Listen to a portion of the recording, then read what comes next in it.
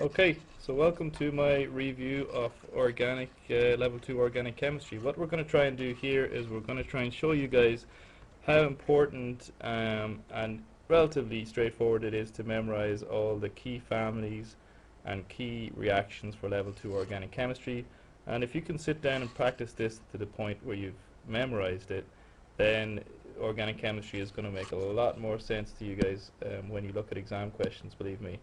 So the very first thing that I'd suggest you do is you lay down the organic families that we need to know. So we're just going to do that in black marker.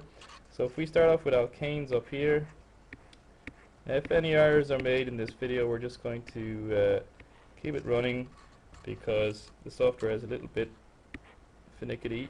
So if we start off with alkanes up here, now if you notice I have specific locations that I keep the families in all the time, and this just helps my memory to recall where they are on the poster.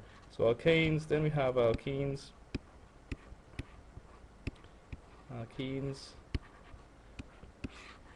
then after alkenes I like to put haloalkanes down here, haloalkanes. So halo coming from the fact that a halogen atom is present or element, and they are group 7 elements. And then from haloalkanes I'll just scroll down a bit so that we have enough space on our poster, and I'll put amines down here. So amines quite new to the level 2 course as of 2012. Okay, go back up. We're going to put some space again. We're going to put our alcohols here. Now with alcohols we have primary alcohol, we have secondary alcohols, and we have tertiary alcohols. And the nature of these, a primary alcohol is simply an alcohol which has its central carbon, so I like to call the carbon which has the OH group attached to its central carbon. So we'll put a central carbon in for each of the alcohols. Now with the central carbon on an alcohol, if it's primary there's just one carbon stuck to the central carbon. If it's secondary then there are 2 carbons, and if it's tertiary then there are 3. Okay, so for the alcohols I like to put a little cloud around the alcohols. Alright, then we also have a family specifically coming off primary alcohols called aldehydes. Now aldehydes, it's just important that you guys know them as an intermediate for the production of a carboxylic acid from a primary alcohol. So aldehydes not really covered very much in level 2 this year, but definitely you need to know about them because you'll be coming back to them more specifically in level 3. And just on that point as well, this general format for level 2 organics, we're just going to take this and build onto it for level 3 next year. So this is definitely time well spent to take the time to memorize this material.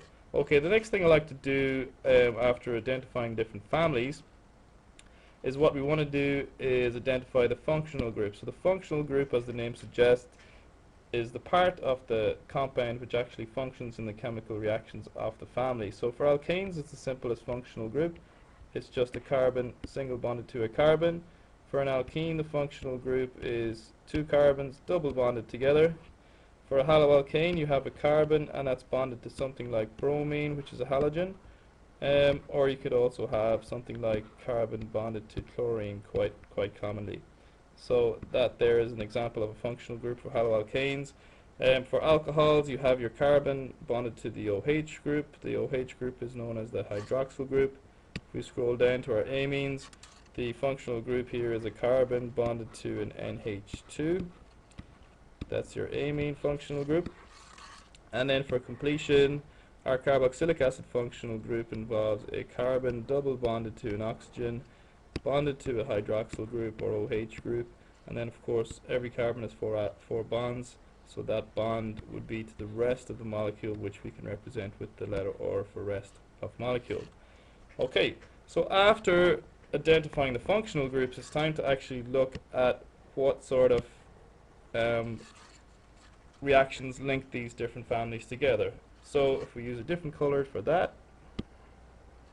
so we're going to go with blue for this one. So to go from alkanes to alkenes, let's just start off with that, nice and straightforward. Now this reaction is known as cracking. It's not really covered very much in your level 2 course, but it's important to understand that you can get from an alkane to an alkene by the process of cracking. And as the name suggests, you're simply taking a long chain carbon like C20 for example, and you're just going to crack that compound or break it into a shorter chain alkane, and then you also get an alkene byproduct as a result. So that's cracking. Now, for all of these reactions we're going to look at, there's a way to go backwards. So to go backwards from an alkene to an alkane, what you want to do obviously is you want to return the hydrogen atoms which you removed from that alkane to form that double bond in the first place. So what you want to do is you want to hydrogenate the alkene. So you want to add hydrogen. Now, so what we do is we use hydrogen gas, and under high pressure and temperature, particularly high pressure, you want to essentially force the gas to add on to the double bond and then return the alkene to an alkane. There are 6 addition reactions which can occur on alkenes, and those 6 addition reactions we can just list over here as they occur on our flowchart. 6 addition reactions. Okay, the 6 addition reactions, and what I use for this is 4-hop, and that's a little acronym I like to use which helps my students to memorize these 6 reactions. So if we keep track of these as we go, we've just had hydrogenation rather, so hydrogenation, hydrogenation, which is the addition of hydrogen onto an alkene. That's 1 out of the 6, so we'll keep track of those as we go. Next thing we want to look at is we want to go from an alkene to a haloalkane. Now again, this is the importance of identifying the functional groups. You can clearly see that you want to get rid of that double bond and you want to now add on a halogen. So we need a source of a halogen atom. And there's 2 ways of doing that with an alkene. You can use either Br2, which if we write it like that, it's obvious hopefully that there is a symmetrical molecule, so this is known as symmetrical addition. And then the opposite of symmetrical addition is asymmetric addition. So if we use something like HCl, which has 2 different atoms, then this is not a symmetrical molecule, and therefore a special rule called Markovnikov's rule applies, which we will deal with at a later stage. But in either case, you're adding a halogen to an alkene to form a haloalkane. So this is another addition reaction on alkenes, which begins with H as well, so that's where the 4 H's come from. So in this case we're adding a halogen, so this is halogenation. So halogenation for Br2, and because HCl has hydrogen present, that specific type of halogenation is known as hydrohalogenation. Okay, so apologies for the writing, but hopefully you can make that out. Hydrohalogenation, and that's for the addition of HCl, which is an asymmetric addition. Again, like I mentioned already, you can reverse this situation, not as easily as a reversible reaction, but with the right conditions you can reverse from a haloalkane back to an alkene. What you need here is you want to get rid of the chlorine, and you want to reform the double bond. So when you remove an atom or a small group from one compound and form a double bond in the process, this is known as an elimination reaction. Now the different types of reactions, we'll come back to this poster at a later stage and just add those on, but for now, to get from a haloalkane to an alkene, you want to use a source of hydroxide. Okay, and with the hydroxide it must be alcoholic. Okay, so alcoholic hydroxide, again that's not very clear there. Let's just delete that and try to draw it better. My pen is going a bit out of line.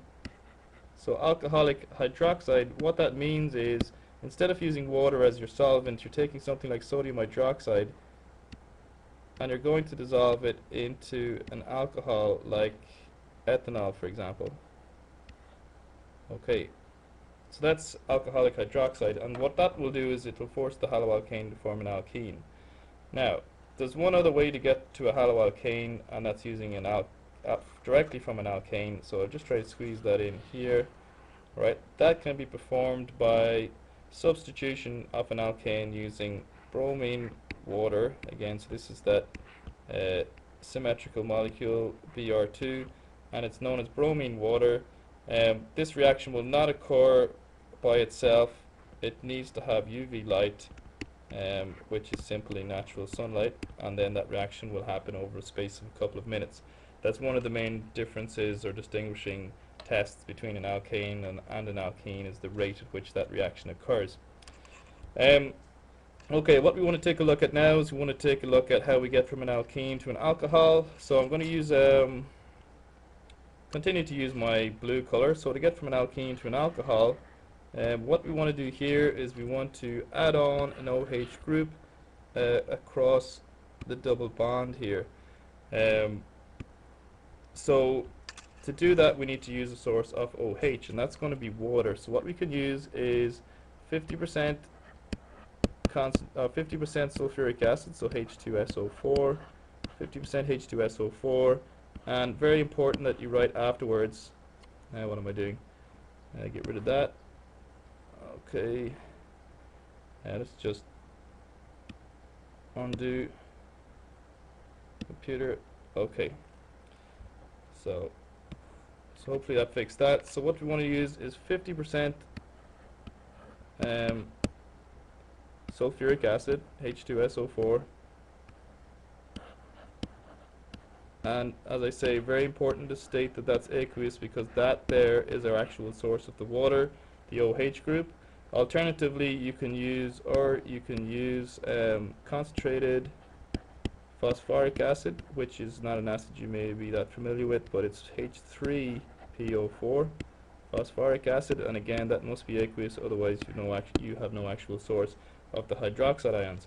Okay, again with all these reactions you can reverse that situation. So to go backwards, to remove the OH group and form a double bond, which we now know is an elimination reaction, you want to use concentrated sulfuric acid, H2SO4. So no aqueous written here, just concentrated sulfuric acid, and that will reform the alkene.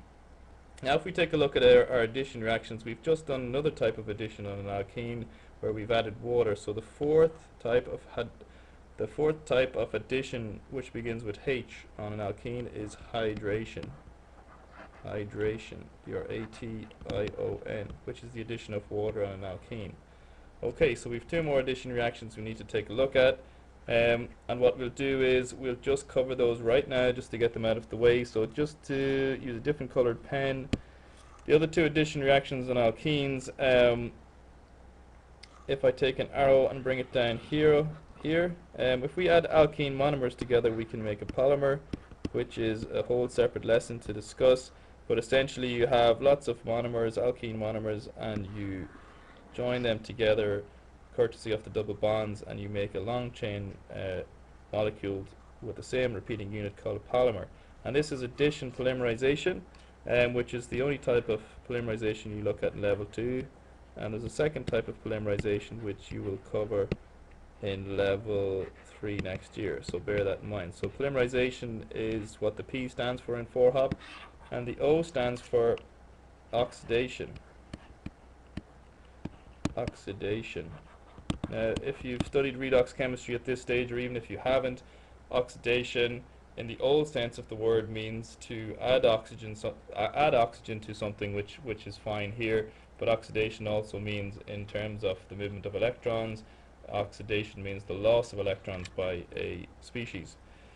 So if you oxidize an alkene, you can form a special type of alcohol which is known as a diol.